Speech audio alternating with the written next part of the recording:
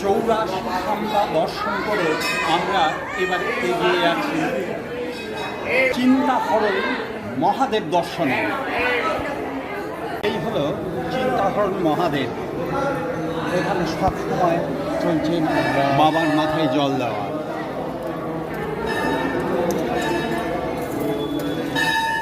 দর্শনার্থীদের ভিড় পুণ্যার্থীদের, এই ভিড়ের মধ্যে তাকে দর্শন করে আমরা বাইরে বেরোচ্ছি।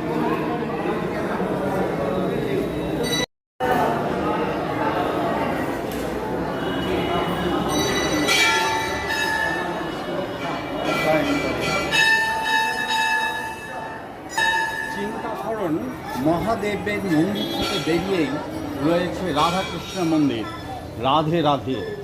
তার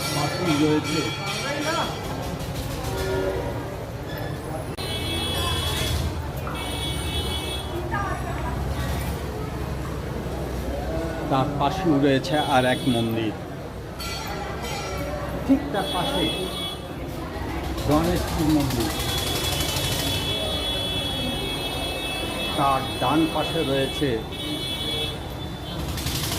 শনিদেবের মন্দির, রাধে রাধে। এখানে এসেছিলাম বহু বছর আগে মায়ের সাথে, তখন রীতিমতো ছোট ছিলাম।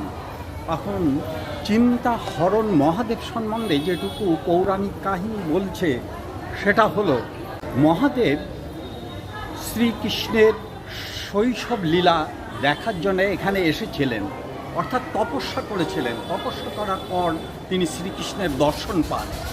তারপর থেকে তিনি সম্পূর্ণ চিন্তামুক্ত হয়ে যান, যার জন্যে এই মহাদেবকে বলা হয় চিন্তাহরণ মহাদেব।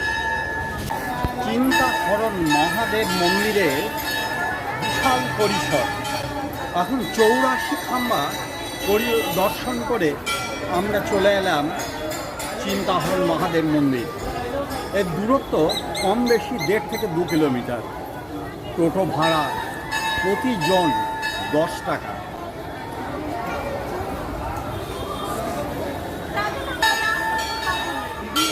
এখানে দেওয়া হচ্ছে খিচুড়ি, পুরি, কচুরি, সব বিনামূল্যে এবং খুব সুস্বাদু এবং পরিষ্কার পরিচ্ছন্ন।